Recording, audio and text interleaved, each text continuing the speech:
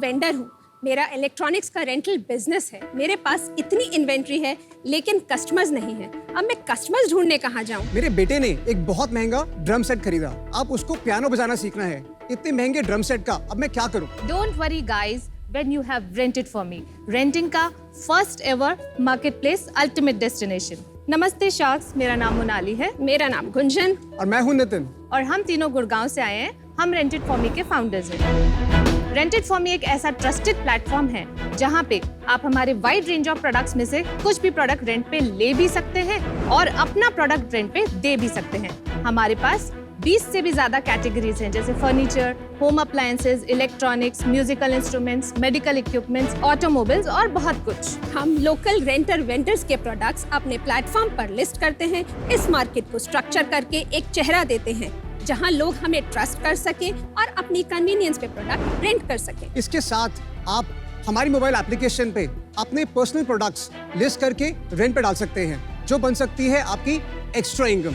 हमने हमारी जॉब्स छोड़कर रेंटेड फॉर मी की शुरुआत 2023 में की थी और आज हमारे पास 400 से भी ज्यादा वेंडर्स और 6000 से भी ज्यादा प्रोडक्ट्स अवेलेबल हैं। हम चाहते हैं रेंटिंग इंडस्ट्री का अमेज़न बनना।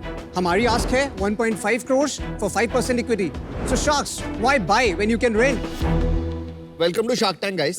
Thank you, Aman. you. First, tell me, are you guys related to each other by any chance? Yeah, so Monali is my wife and अच्छा। Gunjan is my sister. Oh, nice. ये आपने start कब किया था? 2023 जुलाई में launch करी है। अच्छा, बट उससे पहले आप लोग क्या करते थे? थोड़ा अपना बता दो अपने बारे में। मैंने अपनी स्कूलिंग दिल्ली से करी है। मैं एक इलेक्ट्रॉनिक्स एंड टेलीकॉम इंजीनियर हूँ। मैंने टेलीकॉम कंपनीज जैसे भारती एयरटेल, ह्यूग्स में 16 इयर्स जॉब करी है।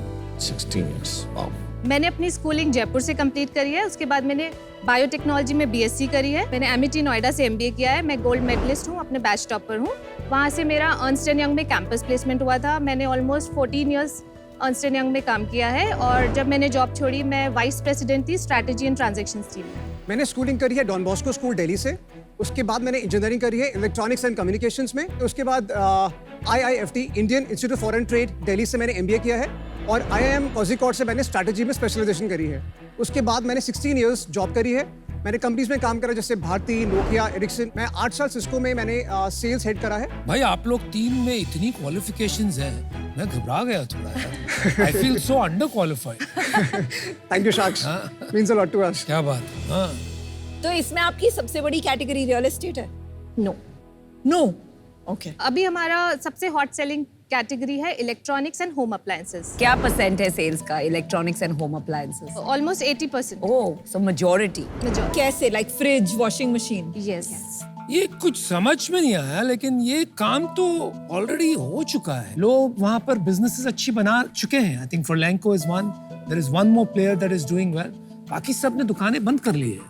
तो आपने क्या डिस्कवर किया ऐसा जो? Good question. What's new? What's different? हम इन बाकी प्लेयर्स से थोड़ा डिफरेंटली ये काम कर रहे हैं। हम लोकल वेंडर्स को ऑनबोर्ड करते हैं अपने प्लेटफॉर्म पे, हम उन्हें अपना पार्टनर बनाते हैं और उनके थ्रू हम अपना डिलीवरीज कराते हैं। जितनी बड़ी कंपनी इनकी अपनी इन्वेंट्री है, अभी इस टाइम पे लेवल प्लेइंग नहीं हो रहा है। जो छोटी रेंटल कंपनीज हैं उनको कोई डिजिटाइज नहीं कर रहा है। सब लोग बाय और सेलिंग मार्केट प्लेसेस में डील करते हैं। ऐसा कोई मार्केट प्लेस नहीं है जो इन छोटे रेंटल प्लेयर्स को लेवल प्लेइंग करवाए। तो हम उनका फेस बनना चाहते हैं। हम चाहते हैं कि वो भी जैसे Amazon है, फ्लिपकार्ट है, इतनी बड़ी बड़ी कंपनीज हैं, वो सब लोग बाय एंड सेल में करते हैं। इनको भी अपॉर्चुनिटी दी जाए कि ये लोग भी लेवल प्लेइंग करें। आपने कितने वेंडर्स को ऑनबोर्ड किया है? अभी तक 400 वेंडर्स ऑनबोर्ड करें। डेली बेसिस पे हम 4 to 5 वेंडर्स को अपने प्लेटफॉर्म पे ऑनबोर्ड करते हैं। कंज्यूमर टू कंज्यूमर हमारा उसमें और थोड़ा अनलॉक करना बाकी है, बट अभी तक हमारे पास 55 लिस्टिंग्स आ चुकी हैं, जिनमें से 10-15 लिस्टिंग्स रेंट पे जा चुकी हैं। वो प्रोडक्ट डेमो दिखा दोगे तो ज्यादा क्लियर हो जाएगा एग्जैक्टली। शार्क्स, ये हमारी वेबसाइट है। यहाँ हम सारी प्रोडक्ट्स कैटेगरीज देख सकते हैं।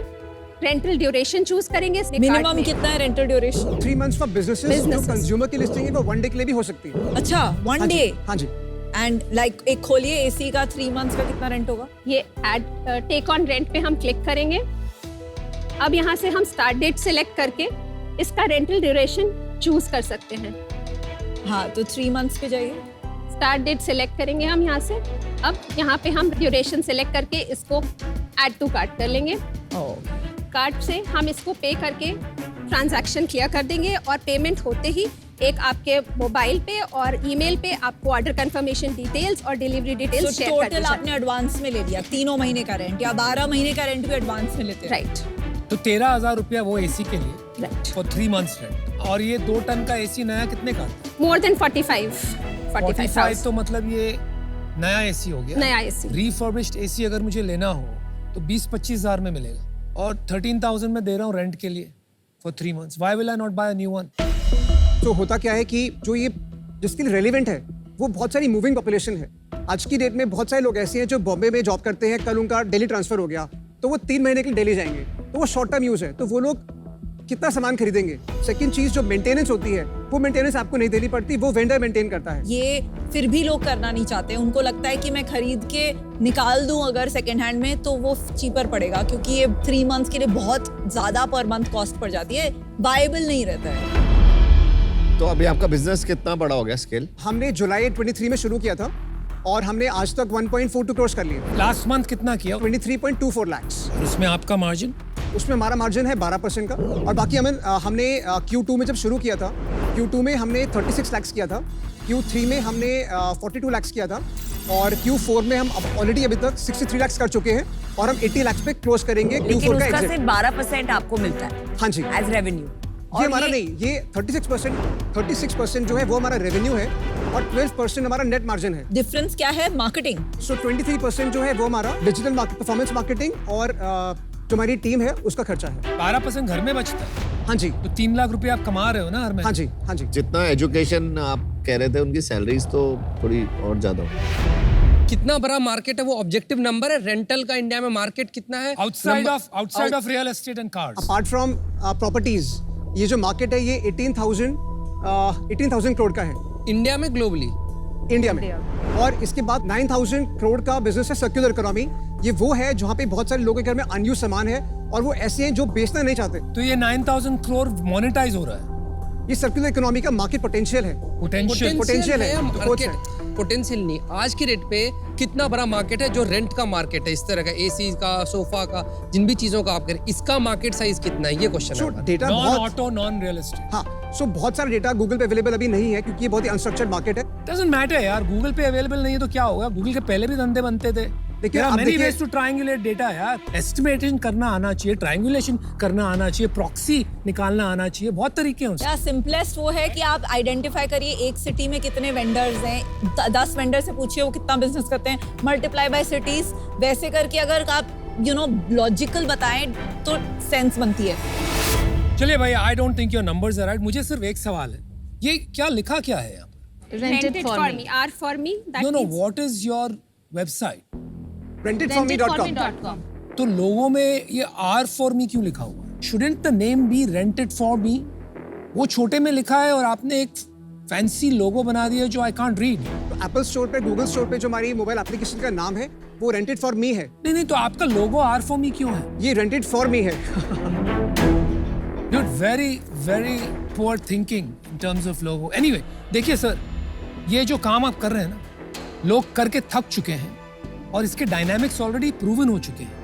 इसके इकोनॉमिक्स नहीं बैठते हैं। दूसरी बात, आपकी जो अंडरस्टैंडिंग, जो प्रश्न सवाल से पता चल रहा है ऑफ बिजनेस, राइट, जो इस तरह से आप मार्केट साइज बता रहे हैं और जो मार्केट प्लेस के डायनामिक्स होते हैं जो ऑलरेडी अभी एस्टैब्लिश हो चुके, that is coming across is very poor. Finally आपकी कंज्यूमर बिजनेस की जो सेंस है वो भी मुझे डाउटफुल लग रही है क्योंकि आपका लोगो देख रहा हूँ, इट्स एंटायरली सेंसलेस। अब शार्क टैंक पे खड़े हुए हैं, biggest opportunity to advertise your brand so that you can increase your business, और आप खड़े हुए लेके R for me। So I am sorry but I am very disappointed because it's reflecting very poor judgement on you. इन 3 वजह से मैं out हूँ। Good luck. I don't think अभी आपका ऐप भी ज़्यादा यूज़र फ्रेंडली है। For instance basic things like जब मैं लिस्टिंग देख रही हूँ एसी की तो एक जेनेरिक पिक्चर दिख रही है मुझे, जो एसी मुझे मिलेगा उसकी पिक्चर नहीं दिख रही है। मतलब मार्केट प्लेस का biggest thing is that come search results आए पर जो आए उनमें reviews, ratings, correct pictures, authenticity आए जिससे ट्रस्ट बने। ये वाले मार्केट प्लेस देख के मुझे तो फेक वेबसाइट वाली फीलिंग आई, मुझे ट्रस्ट बनेगा ही नहीं कि मैं वहां से ट्राई करूं। तो आई don't think this business is investable at the moment. I am out. बहुत बार हम शार्क्स एक दूसरे से लड़ झगड़ते हैं because we want a deal. वो जो एक एंटरप्रेन्योर को देख के एक फीलिंग आता है कि आई वांट दिस डील, वो दो वजह से आता है। Either they are so sharp in their thinking, in their pitch, कि लगता है वाओ यू नो बंदे पे बैठ लेना है या बंदी पे बैठ लेना है। और देन सेकेंडली द नंबर्स, अब नंबर्स देख के यू नो आंखों में चमक आ जाती है, राइट? आपके पिच में भी कन्विक्शन नहीं था, इतने हमने सवाल पूछे but you are not able to give us answers which convinced us. Secondly आपके नंबर्स भी बहुत पुअर है, that is the reason I am out. मेरे को वो समझ आया जो आप तीनों को समझ आया है, आप लोगों ने बहुत बड़ा रिस्क लिया है। I don't think I can support you here. Financial matrices भी मेरे को नहीं लगता ये कभी मैच करेंगे, और ये इन्वेस्टमेंट इतने पैसे मेरे कभी वापस आएंगे। सो अनफॉर्चुनेटली मैं इससे आउट हूँ। जब इंटरनेट बना था ना, इंटरनेट पे पता है सबसे पहले कौन से बिजनेसेस बने थे? शादी.com का फॉर एग्जांपल लेते हैं, नौकरी.com का एग्जांपल लेते हैं, या फिर हम मेक माई ट्रिप का एग्जांपल लेते हैं। इंटरनेट पे जो सबसे पहले बिजनेसेस बने थे वो मार्केट प्लेसेस बने थे। ये बहुत ऑब्वियस बिजनेस था कि कुछ लोगों को डिमांड होगा, कुछ का सप्लाई होगा, इनको इंटरनेट मिला देगा और वो बिजनेसेस बन जाएंगे। तो जितने भी मार्केट प्लेसेस बनने थे पोटेंशियली वो मोस्टली शायद बन चुके होंगे। अभी हम इंटरनेट के 25 साल बाद बैठे हैं, मार्केट प्लेसेस सबसे पहले बने थे। पोटेंशियली शायद यहाँ रेंटिंग का बिजनेस बन नहीं सकता है, अगर बन सकता तो ये 10 साल या 20 साल पहले लोग बना चुके होते। और फंडामेंटली जैसे मैंने बताया था, रेंटिंग के बिजनेस में वो जो रेशियो ऑफ रेंटिंग इस टू आपका जो प्राइस है वो भी मुझे यहाँ थोड़ा सा ऑफ लगता है। तो मुझे नहीं लगता है कि यहाँ पे कुछ बिजनेसेस बनेंगे, तो उस रीजन से मैं आउट होना चाहूँगा। Thank you so much, Thank guys. you. All the Thank you, best. guys. All the best. Thank you. Bye.